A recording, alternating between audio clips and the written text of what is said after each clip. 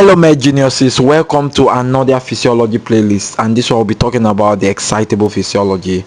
The other ones we talked about, we have done the blood physiology, the general physiology, but we are in the excitable physiology. So stay with us through and try to understand what we'll talk about. Do you get it now? So it's quite simple, and we'll be teaching you everything you have to know. So if you are just new to my channel, make sure to subscribe and turn on your post notification button, so at any time I drop any video, you'll be sure to be notified. And if you want me to make a video for you, make sure to drop it in the comment section. I promise when I go to it, I'll make that video solely for you. So let's jump right into the video. So now the first thing we are talking about structures of neurons, which is neurons. So the first question will be asking, what is neurons? And before we talk about neurons, we'll now talk about its structures. So what is neurons? That's the first thing we're talking about. Neuron is a structural and functional unit of the central nervous system. That is a neuron. A structural and functional unit of a nervous system. So that is what a neuron is. Another thing you have to know about neuron is that they are electrically excitable cell, which means they transmit electricity to them. So they are electrically excitable cells that generate both chemical and electrical signals in order to process and transmit informations in the body. So they transmit through releasing of electrochemical neurotransmitters. So we call them neurotransmitters. So neurotransmitters are chemicals. Are you getting that? But before the neurotransmitter gets to be stored, it comes as electrical. So electrical is what the synapses are.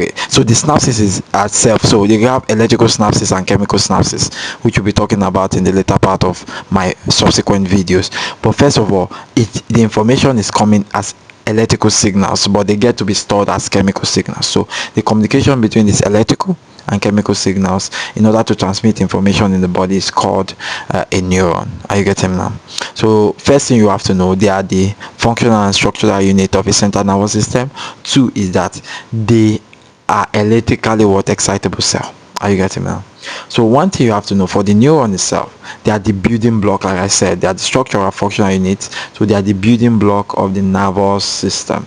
Keep that one in your bank. They are the building block of the nervous system. And in this whole central nervous system, you have 100 billion neurons in the whole central nervous system.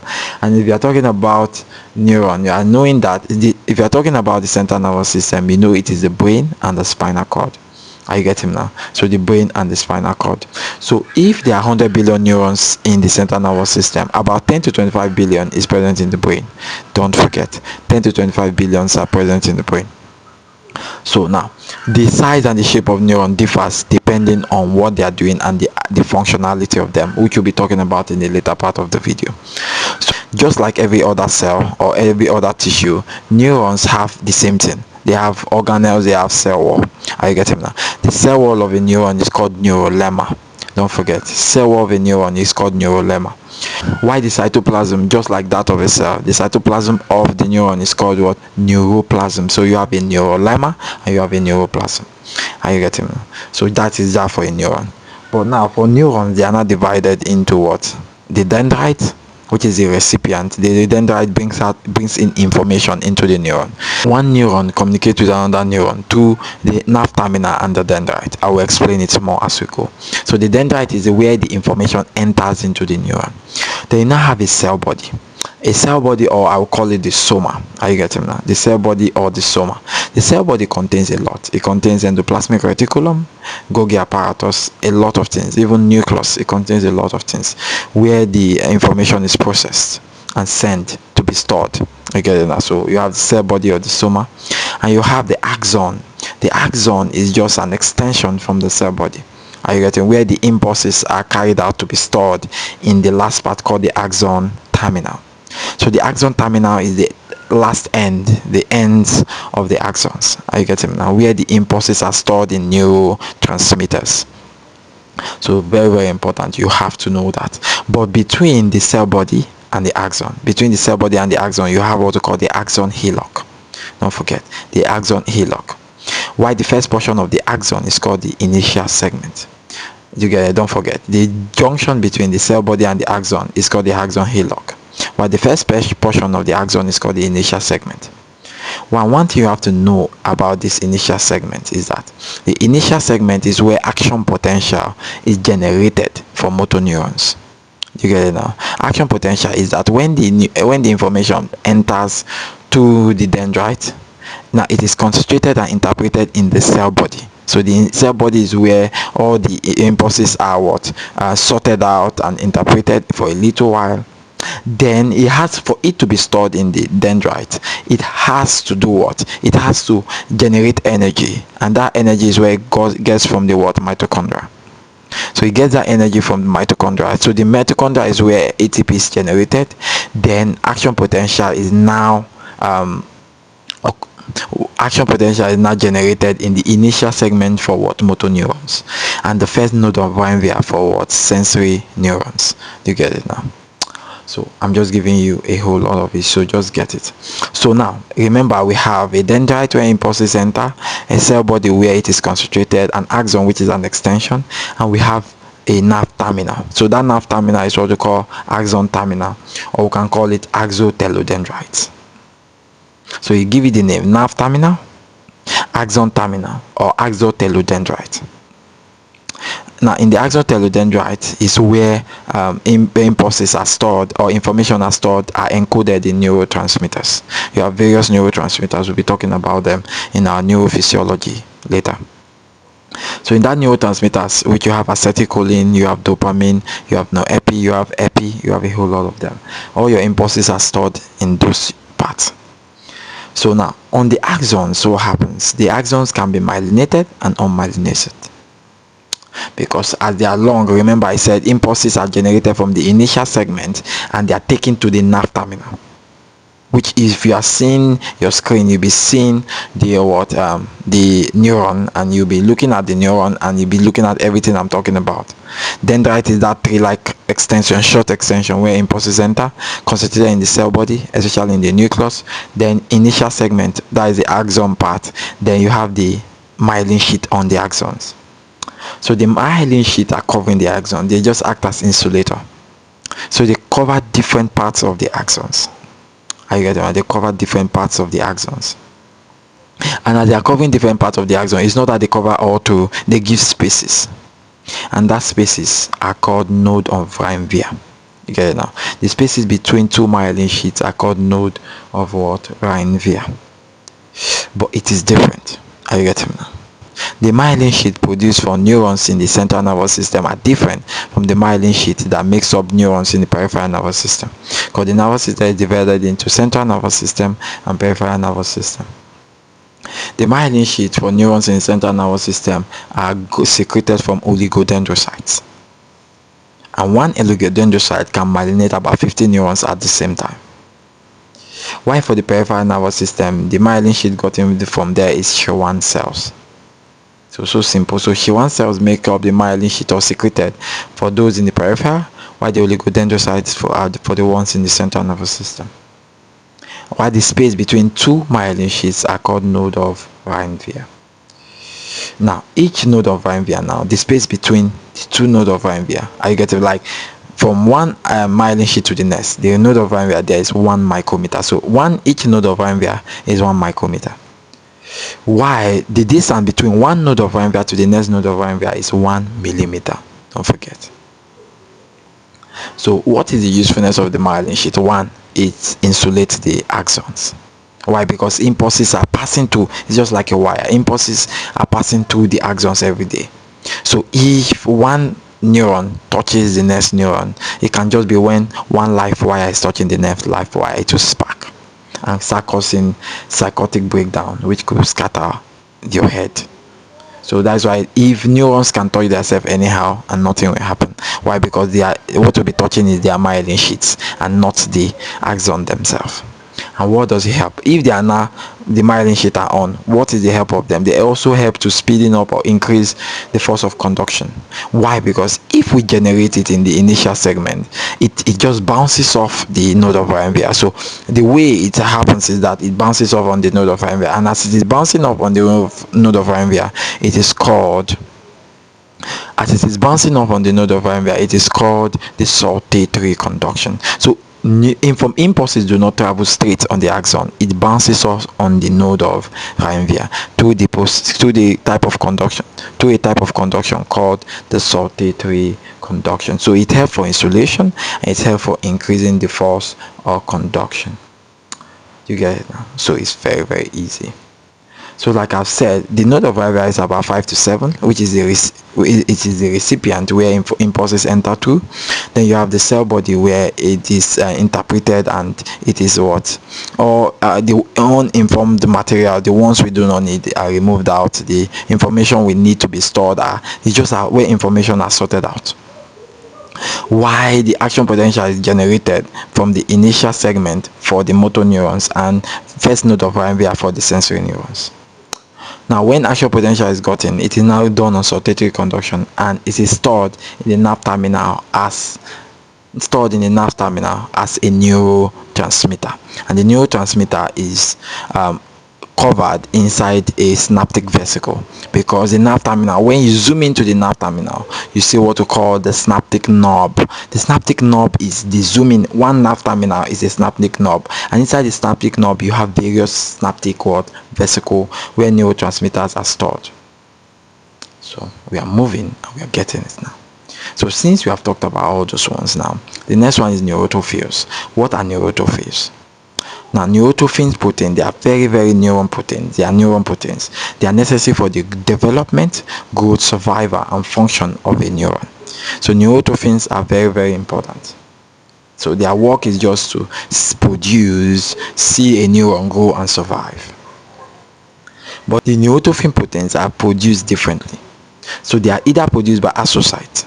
Astrocytes are glial cells. They are glial cells. So they are either produced by astrocytes, which is forming the blood-brain barriers, or they are produced from the muscles they are innervating.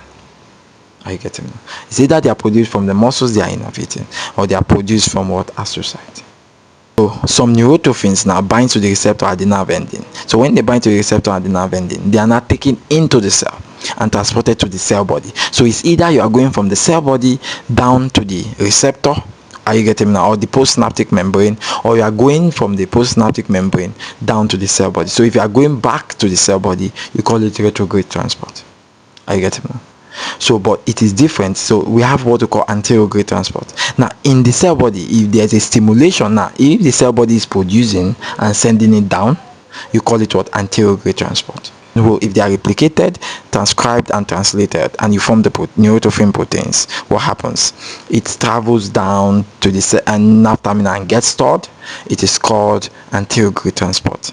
But if it is produced by the muscle, it is innervated and sent back to the cell body, it's called retrograde transport. So the difference in neurotrophin formation, you have either by anterograde transport or by retrograde transport. So what are the types of neurotrophin proteins? You have the nerve growth factor. Are you getting how they are formed? You have brain derived neutrophilic factor, which are very, very important. You have neurotrophin 3, neurotrophin 4, neurotrophin 4/5. Now another thing you have to know is that the classification of nerve fibers. The classification of nerve fibers, so important. Now you have different types of nerve fibers. You have the A, B, and C nerve fibers. Now A is divided into alpha, beta, gamma, and delta. You get it now? So nerve fiber A, alpha, beta, gamma, delta. So now structurally, now the nerve fiber, apart from this classification, you can now still structure them into what? Structures or morphological properties, functional or physiological properties, pathophysiological and pharmacological properties, and numerical classifications. The main structural properties now, the main structural property here is that based on structures and morphological properties, you should know that based on the diameter they are having, A classification, the class A nerve fibers have more diameters than B and C. So C has the smallest, A has the largest. And having a large diameter now, it is very, very important that it can carry a whole lot of impulses through it. Based on function of physiological properties now, what you have to know, categorize them based on conduction velocity, spike duration, and absolute refractive period. Are you getting me now? So talking about conduction velocity, based on A has the larger fibers, which means it increases its conduction velocity is high.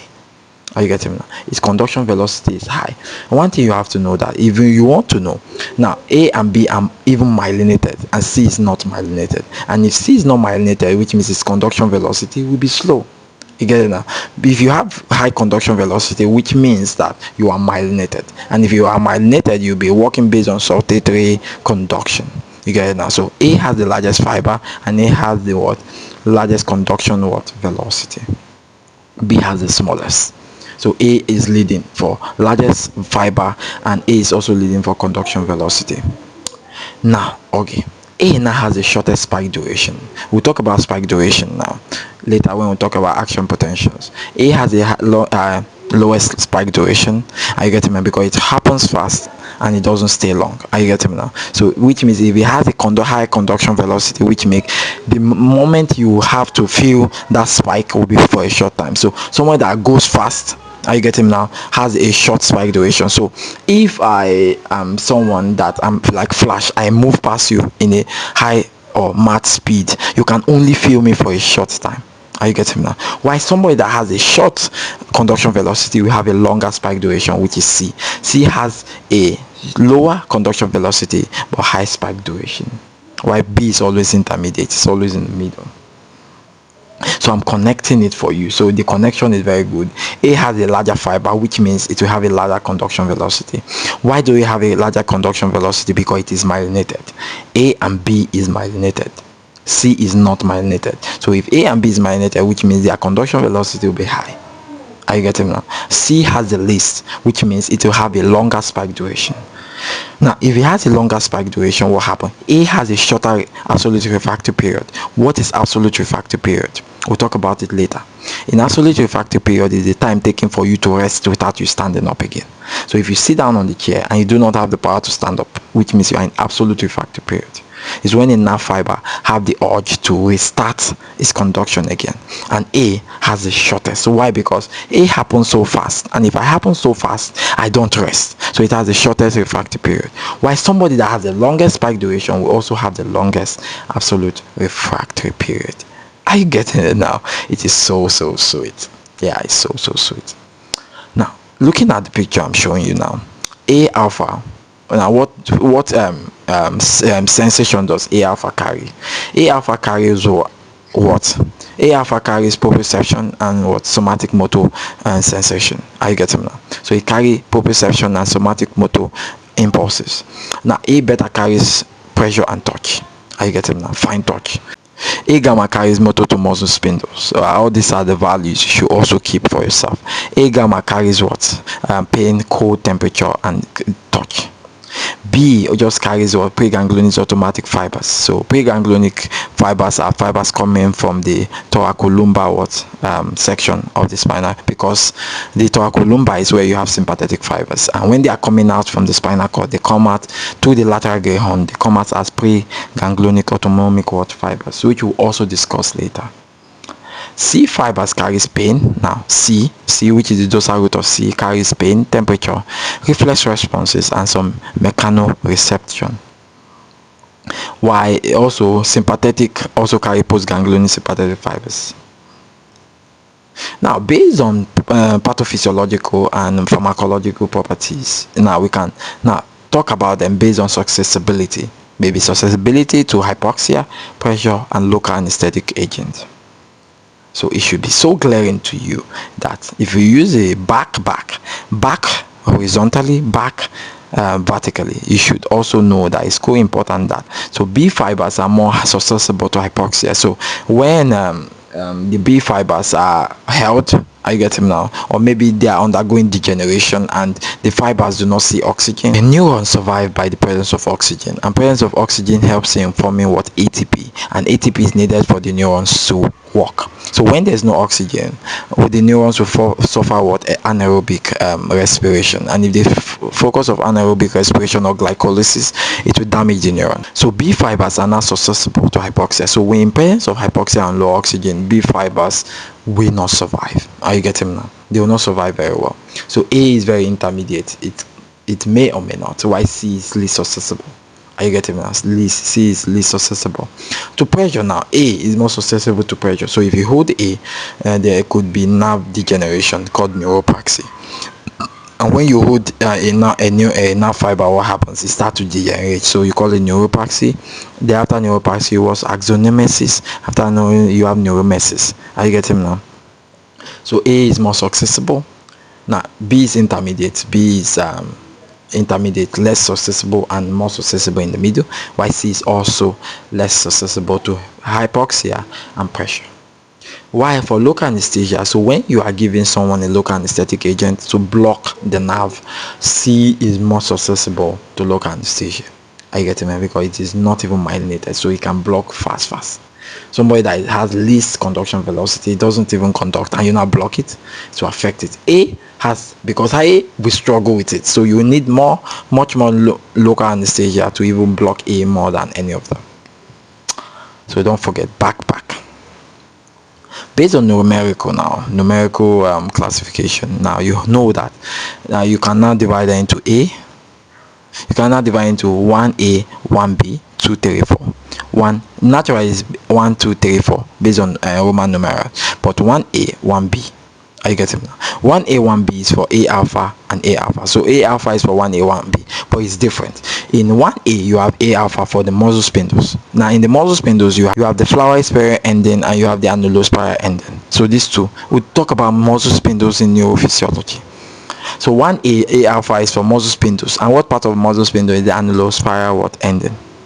1B is also A fiber. A fibers also are classified under 1B, but they are for Golgi tendon organs. All these are proprioceptions. The proprioception which helps us to determine our joint in three-dimensional space. You know it later.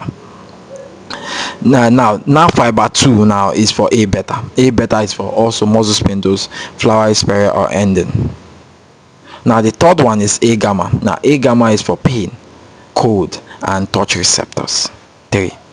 And now 4, IV is what? Dorsal root of C, which is for pain, temperature and other receptors.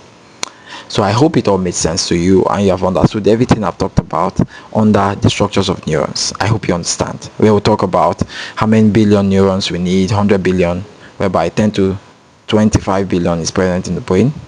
We'll talk about the neurons that has what?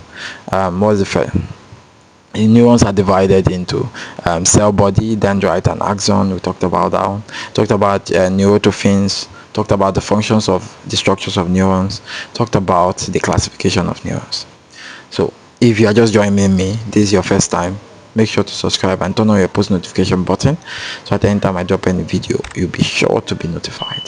If you want me to make a video for you, make sure you just drop it down in the comment section. I'll make that video for you. This is just a complete overview of structure of neurons, and I know I've explained it very well. Yeah, so and those write-up that you are seeing is just for you to follow up. You get it now? So but make sure you just listen to what I say. You get it now? Thank you. Now I'll be seeing my next video. Bye bye.